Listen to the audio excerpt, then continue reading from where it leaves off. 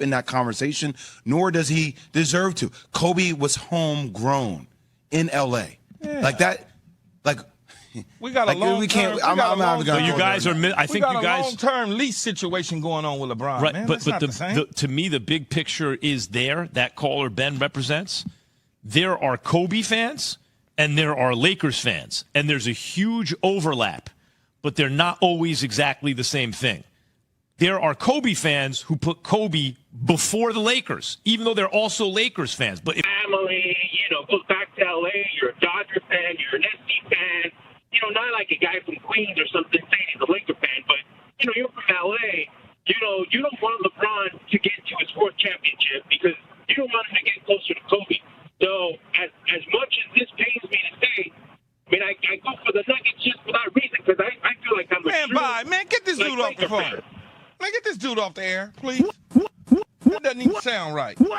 What are you going to be a Laker fan? How the hell you going to be a Laker fan and don't want to see LeBron and the Lakers win a championship because you don't want him too close to Kobe? That's the point. Why would y'all even put him on the line? But by the way, because he represents some people, he's not wrong. There are people who feel that. Hold on, Max. Let me just say this to everybody. Here? Yeah, 5. 5 here. That's right, 5 here. LeBron ain't got no damn 5 here. LeBron ain't going to be around long enough to get 4, let alone 5. You would think that some of that stuff got put to bed when Kobe showed up courtside and he and LeBron were hugging it out and everything. And this is shortly before the tragic helicopter accident. But it was seen publicly that Kobe was embracing LeBron as the next great Laker. You would think that would give LeBron Kobe's stamp of approval and would be enough to satisfy people like Ben.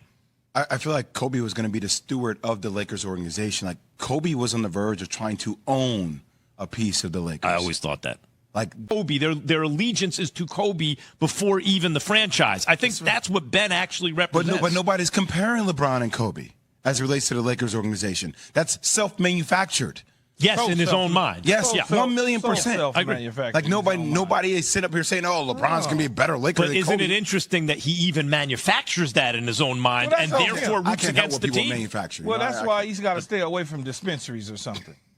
He's not the only Lakers fan I've heard say that because he actually more than anything is a Kobe fan. You can't possibly be a Laker fan if you're saying you're right that I don't want to win a championship because he's going to get too close to Kobe. So who's he actually a fan of there? LeBron. Las Vegas. Right. Las Vegas team, but maybe not the Lakers. That's going to happen. But nah, can't do that. When is a player's coach not a player's coach? Burns and Gambo on Arizona Sports, why they think Monty Williams got fired in Phoenix. You're known as a player's coach, but really the truth is it's only the players that you really like and really get along with, that you're good with. Jay Crowder, he didn't like Jay. He didn't want to deal with Jay. Thought Jay was too difficult. And I've reported this before. DeAndre Ayton, biggest day of his life, you don't show up when he signed his max contract. Him and his family are there. Everybody else was there, and then you don't even call them.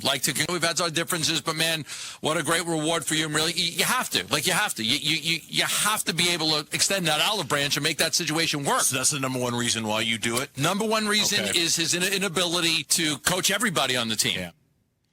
So I've alluded to this before.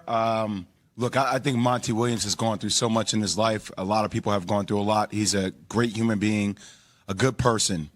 But at the end of the day, we talked about, Jay Crowder was a critical piece to help Phoenix get to a championship. He was just checked out, Key.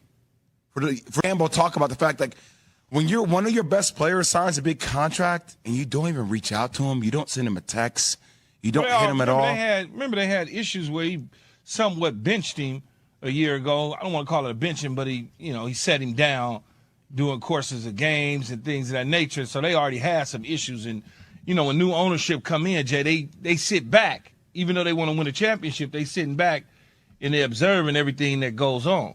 And if you ever peep game with new owners, they always got like a former executive of some sort in their camp, right? Around them, kind of telling them.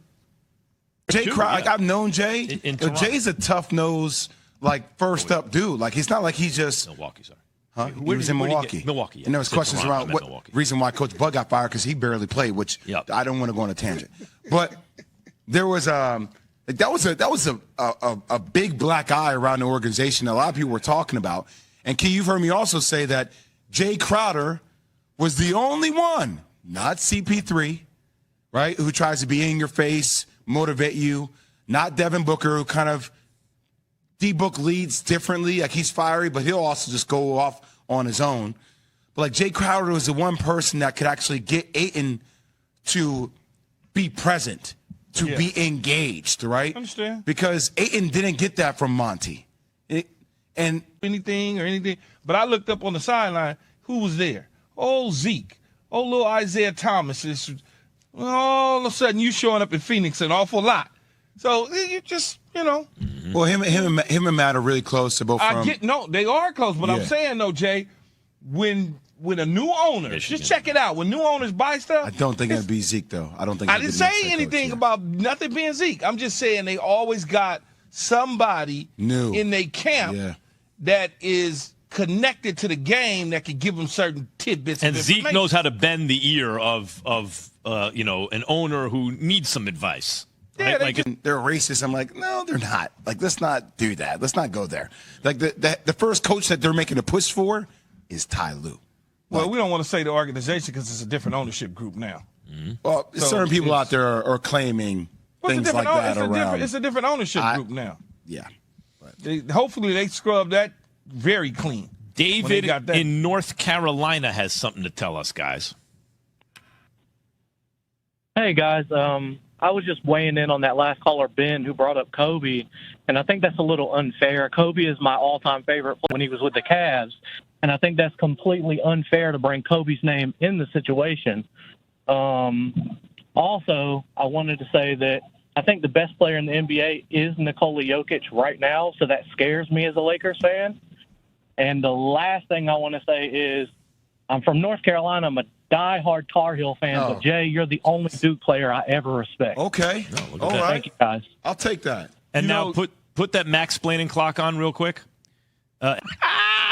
They were talking about LeBron coming. I didn't want no parts of him. And I'm friends with him, but I didn't want no parts of him because of the Kobe situation, right? Mm-hmm. But once he landed, oh, man, let's go. We do it. Let's go. Let's Plus, go Key, I'm gonna give him props. So the way he handled the Kobe situation, to me, man, that just I don't see how that doesn't win people over. He won the Kobe chip, Jay. Like in the year that Kobe passed away, the way he handled Kobe's passing, he was just first class. Like he paid homage. Like he bended, kissed the ring, bended knee, did all of that, man. Like the definition of the word emulate is not to imitate. Emulate means to try to match through imitation or even do better than the original through imitation. This guy's really smart. That's what emulate means. Go ahead. Sorry. You're the host. I have nowhere else to go. No, real quick, though, Jay. Yes. If you remember, well, you probably don't remember because you was on the East Coast, I was on the West Coast. When I did radio here at ESPN 710 alongside George Sedano and company. Basketball's ever seen. Kobe's one of the greatest players in the game of basketball. No, I just didn't want him early on when they were talking about him coming because I'm like, oh, man, he getting ready to come and take Kobe. And then I was like, once he got here, I was like, oh, we good. I'll say this. Like, out of all the chips that I think LeBron has won, I think that one was his biggest chip, his biggest championship. Easily, because there's so much that was on the line and the weight that he carried for the organization. That's fine. You can say 3-1, but I'm telling you, it's about something. For Cleveland, it was about something way bigger than basketball, and it was in the midst of a pandemic. In the midst of a pandemic and all kinds of upheaval, and this dude chips up. And remember, that's when like NIGG word.